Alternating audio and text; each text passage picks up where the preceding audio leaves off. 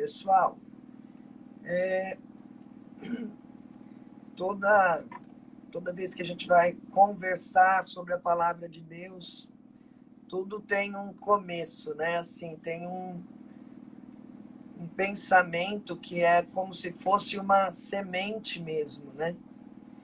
E desta vez, a semente começou lá quando Jesus esteve na terra, e o povo dele, que estava subjugado pelo Império Romano, o povo dele ansiava pelo Messias, né?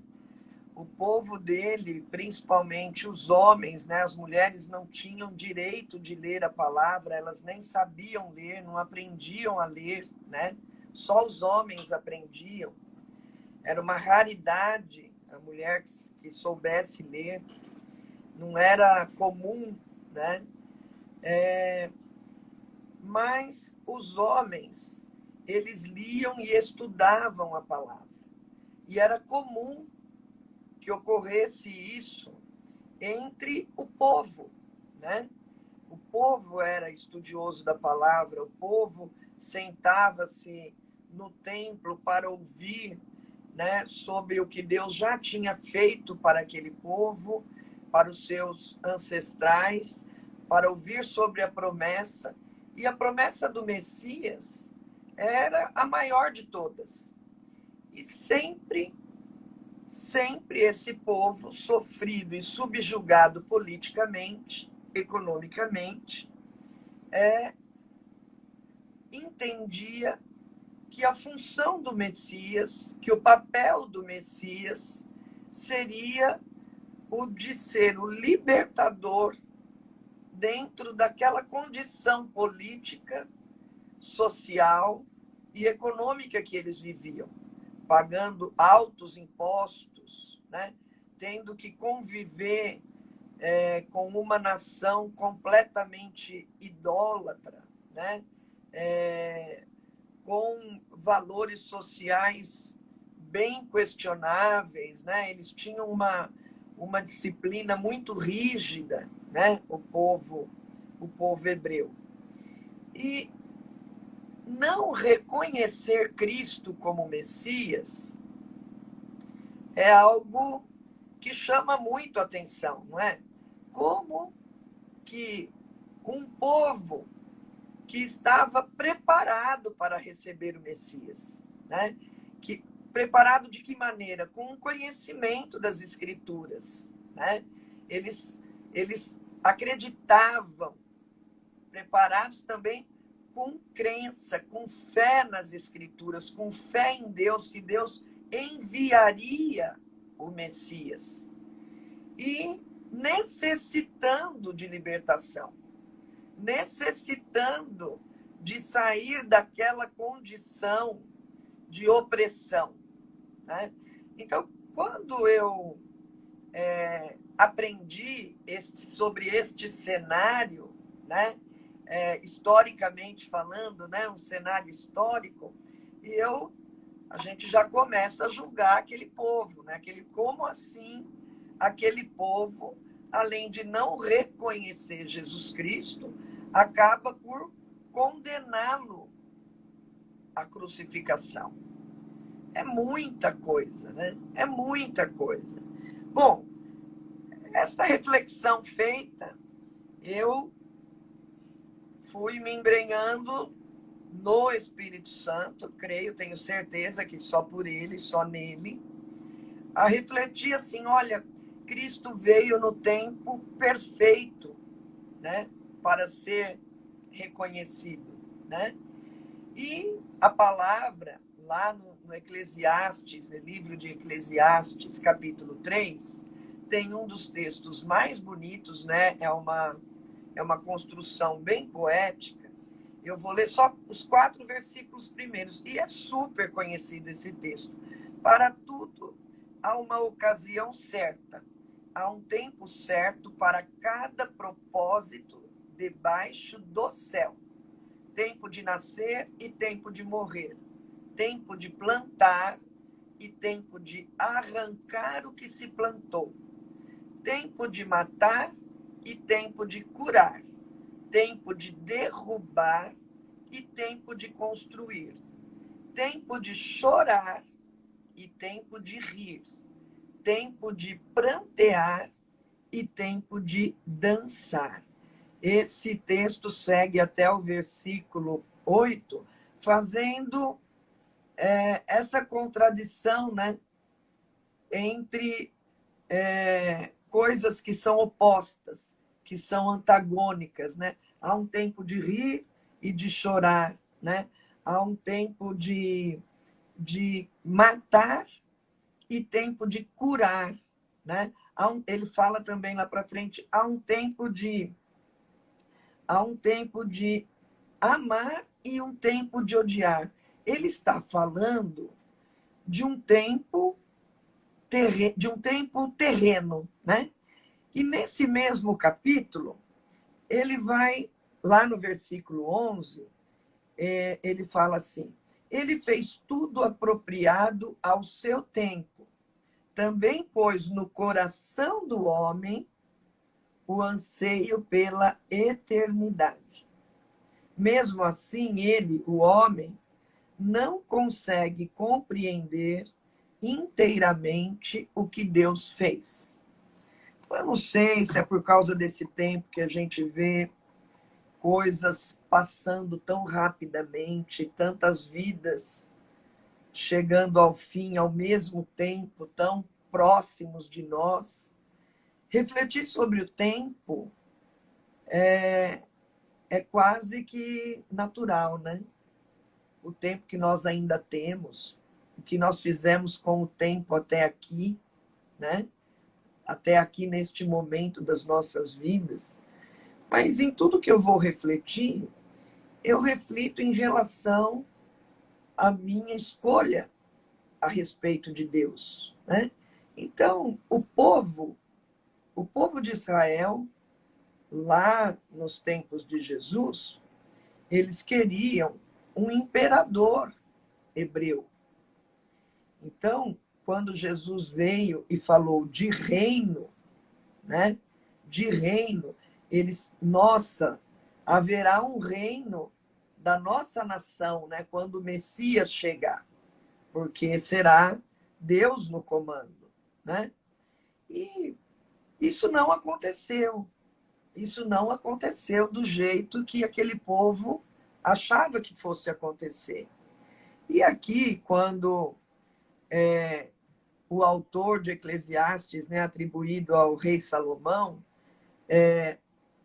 ele declara, né, ele faz toda essa análise do tempo e ele fala: o anseio pela eternidade foi algo dado por Deus. Porque o homem carnal, ele poderia muito bem se contentar e se satisfazer com esse tempo terreno. Não poderia? Eu nasci bebezinho, legal, bonitão, fofo, né? Tive a infância que foi possível, casei, tive filhos, trabalhei. Podia ser assim, eu podia ficar com isso, mas o homem não se satisfaz. Não se satisfaz, ele não se conforma, em verdade, com o mundo, ele não se conforma com o que é terreno, com o que é finito. Olha que interessante, né? E nós sabemos que quem é infinito é Deus. Deus é o Pai da eternidade, né? Como assim eternidade tem Pai? Ele é o Pai da eternidade, a palavra nos assegura disso, né? Desde que a terra e os montes gerados, desde a eternidade até a eternidade, tu és Deus, né? O Salmo fala isso. Então, assim, quem pode nos dar a eternidade? Aquele que é o Senhor do tempo, ok? Aquele que é o Senhor do tempo é o único que pode me dar da eternidade, e nós que já aprendemos que há uma porta, né, para passar por nesse caminho para esse lado da eternidade chamada Jesus. Eu creio e tenho o direito à eternidade. Não é assim? Já sabemos disso. Ok. Mas aqui, quando vamos voltar nesse trecho, o homem não consegue compreender inteiramente o que Deus fez. Nós sabemos que será impossível entender, compreender, perceber a grandiosidade de Deus e muito menos do que ele fez, né? Se nós pararmos para pensar só no tempo, a gente já fica maluco, né? Um tempo que é a eternidade, que não tem nem começo nem fim, e Deus é o pai desse tempo, né? E aí eu falo assim, mas o que Deus quer, afinal de contas, né? Então, assim, também nós já sabemos o que Deus quer de nós, né? Nós que já fizemos o curso de vida no Espírito, que caminhamos na palavra de Deus, já sabemos. Mas eu elenquei aqui alguns versículos para provar o que Deus quer de nós, né? Porém, considerando a santidade daquele que vos convocou, tornai-vos da mesma maneira santos em todas as vossas atitudes. Porquanto está escrito, sede santos, porque eu sou santo. Então, nesse texto, Pedro, de 1 Pedro, capítulo 1, versículo 15, Pedro está nos lembrando de algo que Deus falou ao povo, lá em Deuteronômio. Sejam santos, porque eu sou santos. E o próprio Jesus Cristo, lá em Mateus, no capítulo 5, o famoso capítulo 5 das boas-aventuranças, e é um capítulo de muito ensinamento. Deus fala sobre divórcio, fala sobre adultério, ele fala sobre o amor ao próximo. E aí, o próprio Jesus conclui Mateus 5:48, versículo, dizendo o seguinte: portanto, sejam perfeitos, como perfeito é o Pai Celestial de vocês. Totalmente contrário ao que nós aprendemos na nossa vida. Nós somos desculpados de errar, porque errar é humano. Ah, coitadinha, errar é humano. Não, não sofre não, errar é humano. Mas, enquanto humanos e filhos de Deus, há uma segunda expectativa de Deus em relação a nós. Primeira, de santidade, que é não vamos nos conformar com este mundo, não vamos sucumbir ao pecado, e sejam perfeitos, porque perfeito é o Pai Celestial de vocês. Ainda no mesmo capítulo 5, Jesus Cristo continua dizendo: vocês são a luz do mundo. Quem é a luz do mundo? Jesus. Jesus, como enviado de Deus, como aquele que estava lá no Gênesis capítulo 1, versículo 3, no cenário da criação, luz, haja luz. Jesus Cristo estava ali participando da criação. Está por ele, para ele, com ele, todas as coisas foram feitas. E se não fosse assim, nada do que foi criado teria sido. Não é? Está lá em João, capítulo 1.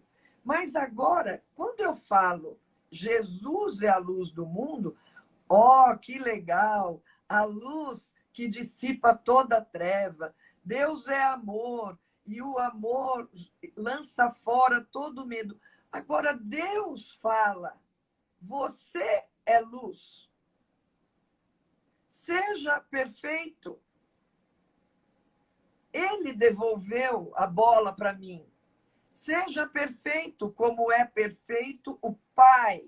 Então, de novo, o Pai quer o Filho semelhante a ele.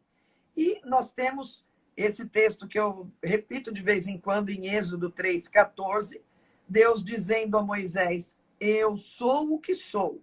É isto que você dirá aos israelitas. Eu sou, me enviou a vocês. esse nome que Deus está se dando, ele está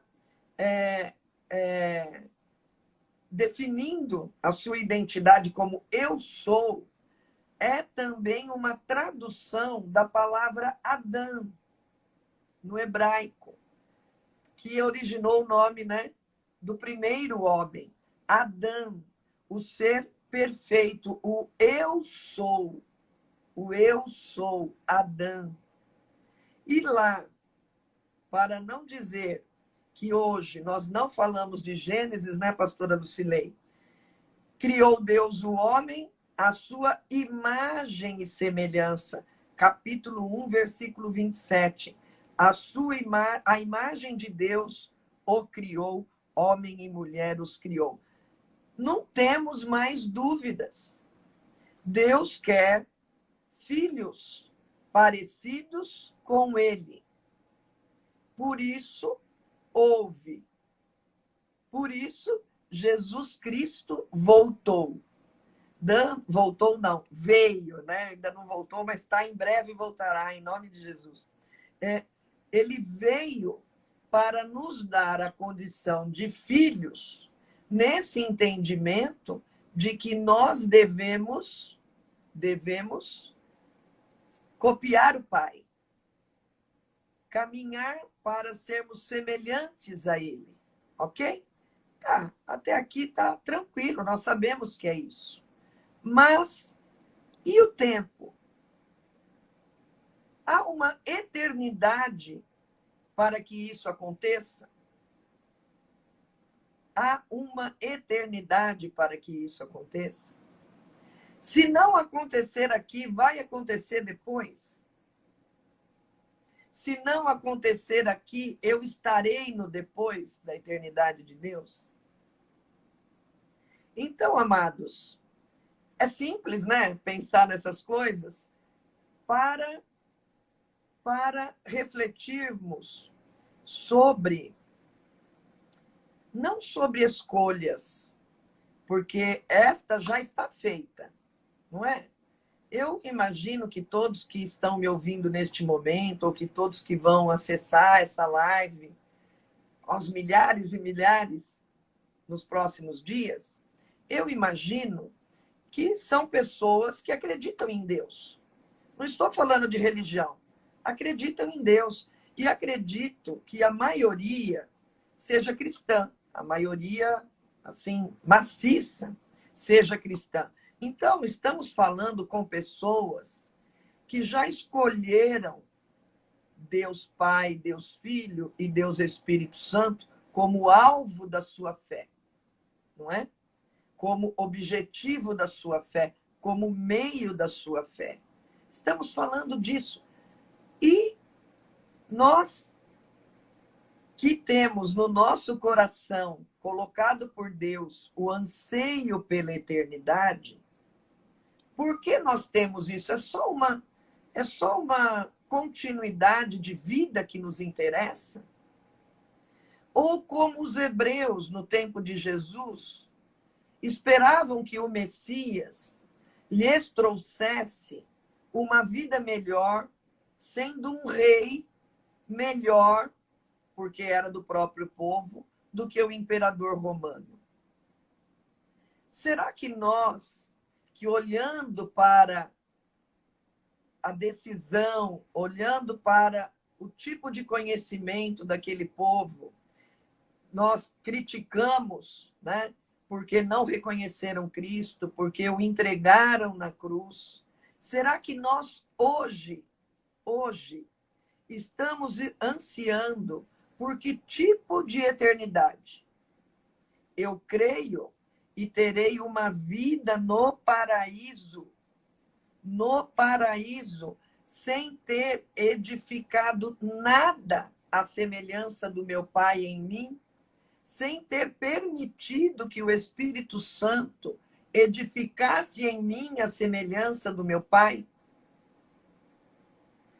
Eu posso ter uma eternidade, porque creio em Cristo. Mas o tempo de edificar o Espírito, e de servir para a manifestação de Cristo é este na terra. Então, não posso pensar em eternidade no amor de Deus sem saber o que é isso aqui. Porque nós gostamos muito, quando há tempos atrás, eu creio que por revelação, houve uma pregação sobre o reino de Deus é aqui e agora, né? Porque o conceito de eternidade, religiosamente, estava vinculado a um reino de Deus depois dessa passagem terrena. Estamos juntos aqui? Espero que estejamos, né? Então, assim, houve uma pregação, não, o reino é para agora. É para agora, eu acesso o reino agora. E imediatamente eu transformei reino em bênçãos de Deus. Desvinculado de novo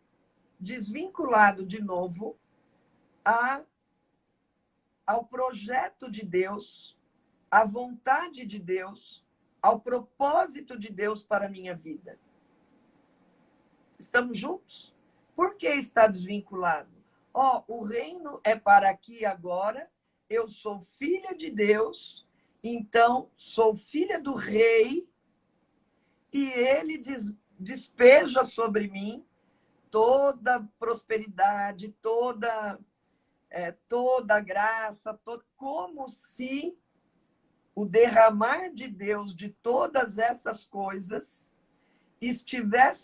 tivessem fim, tivessem objetivo nisso, num reino para satisfazer as minhas necessidades mundanas.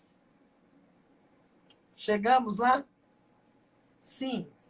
A graça de Deus, a misericórdia de Deus, o amor de Deus, o perdão incondicional enquanto eu viver, estão disponíveis e renovados sobre a minha vida, hora após hora, ok? Mas não para que as minhas necessidades mundanas sejam satisfeitas, mas as minhas necessidades espirituais sejam satisfeitas. Como assim? Como assim? Se eu amo a Deus em primeiro lugar, há uma necessidade de conexão para que Ele reine em mim. E eu própria sou aqui agora reino de Deus. Porque a minha mente está conectada nele, porque Cristo é o cabeça do meu corpo, que é a igreja, não é? O meu corpo é para adorar a Deus, é para proclamar a verdade, o evangelho, o testemunho da existência e do mover dele na minha vida. Isto é o que vai me dar paz, é o que vai dar alegria no Espírito Santo, porque eu estarei contribuindo para promover a justiça de Deus com a minha vida, sendo mostrada, resplandecendo a luz de Cristo e sendo testemunho da existência dele para o outro. Já sabemos que eu não tenho que fazer nada. Mas então, o reino de Deus faz sentido. Assim faz sentido que ele seja aqui e agora. Porque o reino de Deus não é comida nem bebida. Não é isso? Vamos pegar lá onde que está isso na palavra? Lá em Romanos 14, 17. Porquanto o reino de Deus não é comida nem bebida, mas justiça, paz e alegria no Espírito Santo. Então, amados, eu tenho uma vida inteira para viver Cristo, não é? Há um tempo, uma vida inteira. Só que esse tempo de vida não é meu. Por quê? Porque esse corpo não é meu, é de Deus. Esse corpo é de Deus. E nós, de uma hora para outra, podemos ser chamados à eternidade. Glória a Deus, né? Então, assim, nós temos estes mandamentos: sejam santos, sejam perfeitos, sejam luz no mundo, sejam o que eu sou, sejam a minha imagem e semelhança. E nós estamos nos dedicando a ser o quê?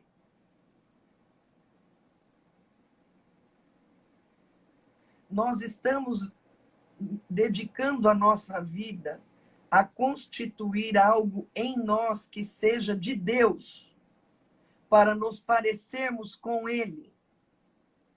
Estamos edificando o amor. O Espírito Santo está edificando amor em nós por meio desta conexão com Ele. Nós estamos nos dedicando a isso com as práticas espirituais que nós já aprendemos, sem nos desviarmos para os reclamos do mundo, ainda que há um tempo que o mundo reclama, não é? Há um tempo que o mundo reclama e reclama mesmo. E nós atendemos também por prazer, não é? Nós atendemos aos reclamos do mundo por prazer. Mas Deus, não é com isso que Ele se importa, de nós termos prazer no mundo, prazer no trabalho, prazer nos encontros, prazer nas festas, desde que tudo o que a gente fizer seja nele, com Ele, para Ele. O que de bom nós podemos desejar fazer que Deus não pode estar junto? Porque quando nós falamos de Deus, parece algo primeiro difícil, algo impossível, algo que não é alegre, que é o oposto, né? Que é duro, que é inflexível. Porque é esta imagem que nós temos de Deus. Qual é a imagem que nós temos de Deus? Ele quer que nós sejamos a imagem dele. E nós não temos uma imagem de Deus agradável. O nosso Pai celestial não é um Pai que abraça, não é um Pai que ajuda, não é um Pai que ama, não é um Pai que entregou o seu único filho para vir me resgatar, não é um Pai que designou o Espírito Santo para habitar em mim, que providenciou uma palavra que é a verdade viva e eficaz, para que eu não me corrompesse no mundo. Qual é a imagem de Deus que está prevalecendo em mim? É aquela que a religião me ensinou. Não faça isso, não faça aquilo. Isto não é certo, isto é errado. É esta imagem de Deus. Não há ensino suficiente para nós enxergarmos Deus de uma outra forma. Um Deus brincalhão, um Deus divertido, um Deus que gosta de festa, um Deus que no amor dele, ele é capaz de desistir, de destruir uma cidade inteira inteira, povoada e governada pelo maligno, se ele me encontrar lá, amando-o, temendo por ele, ele desiste de punir uma multidão por minha causa. Qual é esta imagem? E o que nós estamos falando de Deus entre nós, para os nossos irmãos, que não está contribuindo para mudar a imagem religiosa feita de Deus nesses últimos séculos, ou nesses 2 milênios, pelo menos. Eu tenho refletido nessas coisas. Eu tenho refletido nessas coisas. Como eu prego um Deus que liberta de uma forma que, se eu crer nele, parece que eu me sinto prisioneira de uma forma negativa, né? Porque Paulo se declarou: eu sou prisioneiro de Cristo. Porque ser prisioneiro do amor não é ser prisioneiro. Amém? Ser prisioneiro do amor não é ser prisioneiro, é o suprassumo da liberdade, é ser prisioneiro do amor, é a unidade, né? Quando eu sou prisioneiro do amor, eu sou uma com ele. É disso que se trata. Então, há um tempo que é este agora, para o reino de Deus em mim, e que o reino de Deus seja para que eu reflita um Deus de amor, para que alguém olhe para mim e fale: poxa, não é esse Deus que reina na mente da Regina. Não é aquele Deus que eu aprendi lá com a minha avó, com a minha bisavó, com os meus antepassados todos, com os religiosos todos de ontem e de hoje. Não é, porque a minha vida expressa uma alegria, um contentamento, uma luz que não se encontra em outro lugar. E há que se pregar esse Deus que a minha vida reflete, que a minha vida manifesta. Ainda que eu saiba que neste mundo, eu vou seguir buscando a semelhança do meu Pai, para ser perfeita com ele na eternidade. O mundo não permitirá que eu atinja essa perfeição. Não é Deus que não deseja, não sou eu que não quero. Até porque a perfeição não é não errar. A perfeição é amar e perdoar. Perdoar e amar. Esta é a perfeição. E é isso que é assim que Deus se comporta em relação a nós. Ele nos ama e nos perdoa, e ama, e derrama graça, e derrama ensino, e derrama entendimento, e derrama sabedoria, e capacita com poder, e capacita com persistência, com perseverança. É esse espírito que ele colocou em nós para que nós manifestemos Cristo.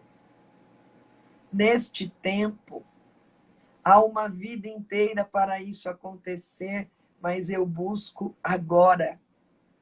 Eu busco todo o tempo. Não é depois que eu desligar o computador e parar de trabalhar. Não é depois que eu fechar minha oficina e meu escritório.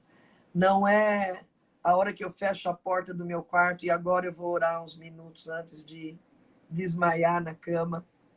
É durante todo o tempo. Porque eu já fiz a escolha.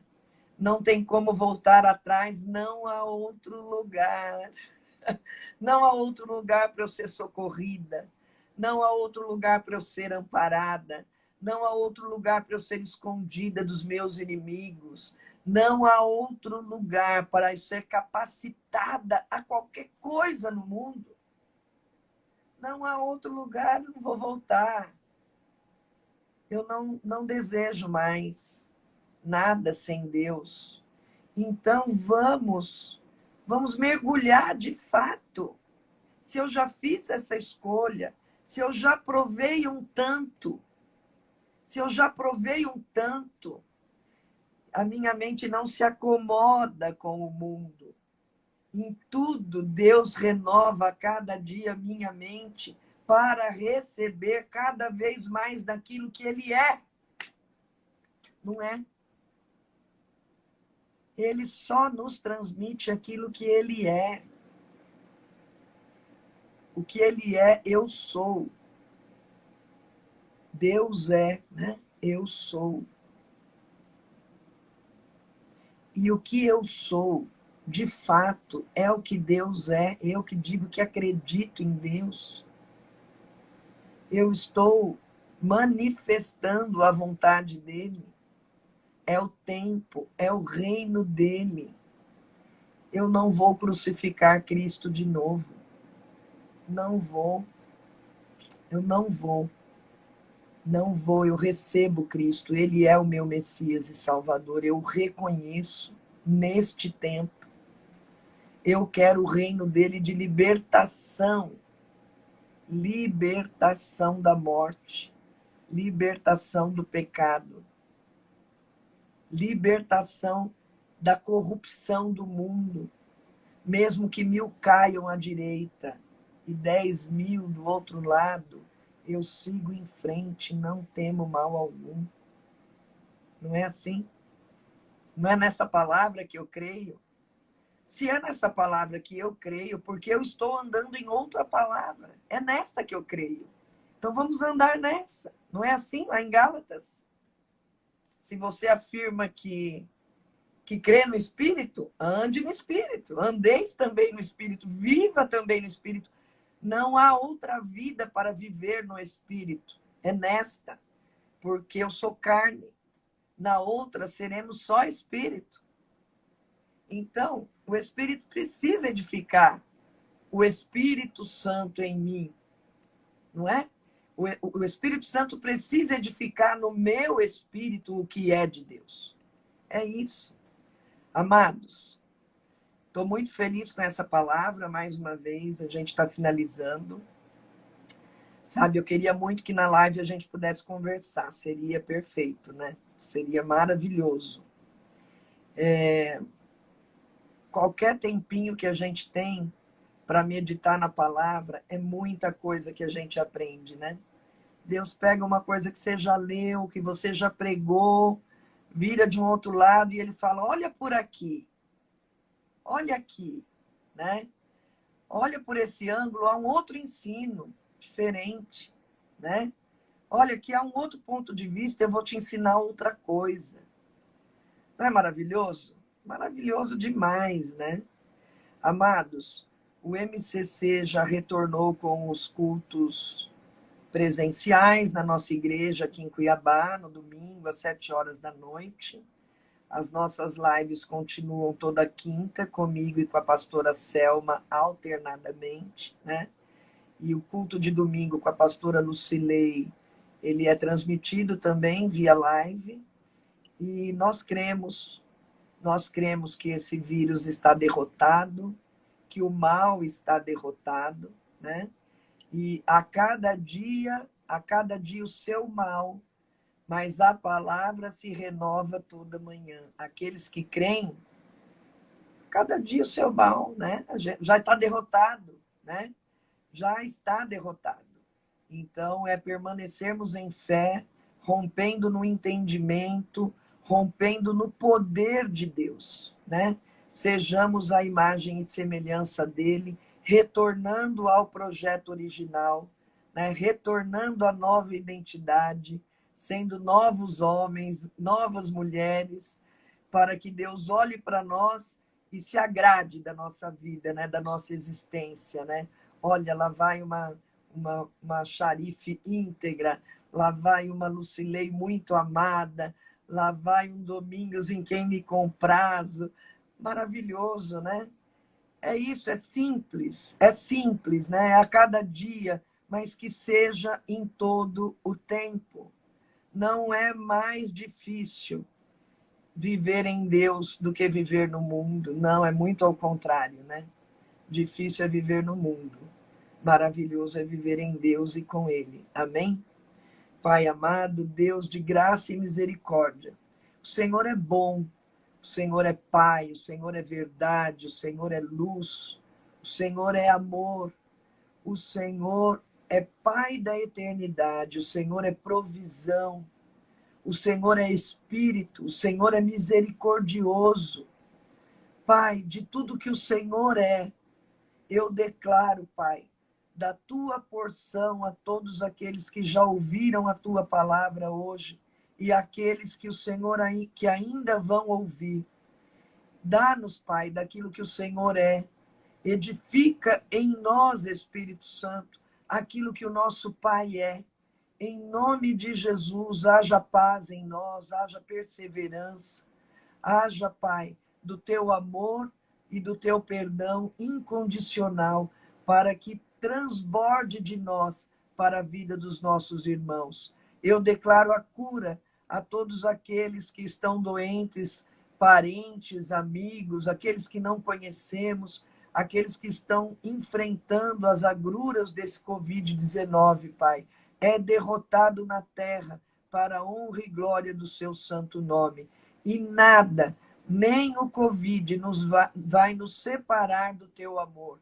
Nem altura, nem profundidade, nem saúde, nem doença, nem anjos, nem demônios, nem o passado, nem o futuro, nem fartura, nem carência. O teu amor prevalece em nós. Em nome de Jesus. Amém, amém e amém. Amém, queridos? Deus seja com vocês, que Ele os abençoe em nome de Jesus. E até o próximo domingo com a pastora Lucilei e a próxima quinta com a pastora Selma. Um beijão para vocês. Amo.